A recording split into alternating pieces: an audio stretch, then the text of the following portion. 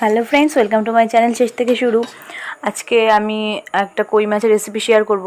সাধারণত আমরা সাবেকি রান্না হিসেবে তেল কই তো খেয়েই থাকি, কিন্তু আজকে আমি তেল কই রেসিপি শেয়ার করব না, কই মাছের একটা রেসিপি শেয়ার করব। আসলে এই ওয়েদারে ভীষণ রকম ভাইরাল ফিভারের কারণে মানুষের জ্বর সর্দি কাশি তো লেগেই আছে। তো আমি ভাবলাম আজকে একটু হেলদি কিছু রান্না করা যাক।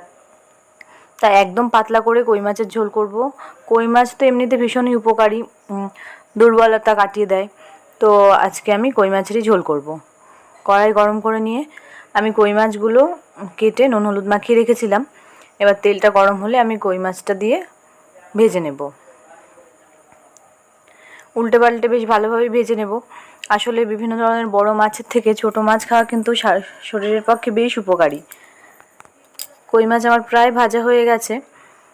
তো আমি আজকে ঝিঙে আলু দিয়ে কই মাছের ঝোল করব। এই রান্নায় তেমন বেশি কিছু লাগে না, প্রতিদিনের রান্নায় যে সমস্ত ধরনের মশলা আমরা ইউজ করি সেইগুলো দিয়েই কাজ চলে যায়। কড়াইতে একটু শুকনো লঙ্কা, একটু জিরে ফোড়ন দিয়েছি, পেঁয়াজ কুচি দিয়ে দিলাম, পেঁয়াজটা একটু লাল লাল করে ভেজে নেব। এবার মশলাটা দিয়ে দিচ্ছি, একটু আদা, একটু জিরে, কাঁচা লঙ্কা বাটা আর এই হলুদ গুঁড়ো দিয়ে দিচ্ছি, নুন দিয়ে দেবো। এবার ভালোভাবে কষিয়ে নেব।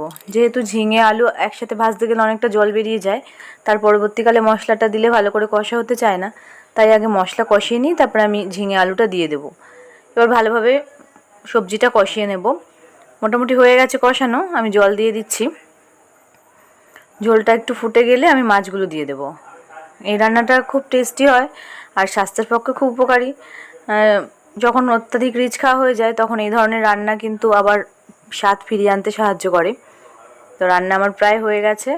ঝোলটা একটু নেড়েচেড়ে আলুটা গলছে কিনা দেখে নেব, তারপর একটা বাটিতে সার্ভ করে নিচ্ছি।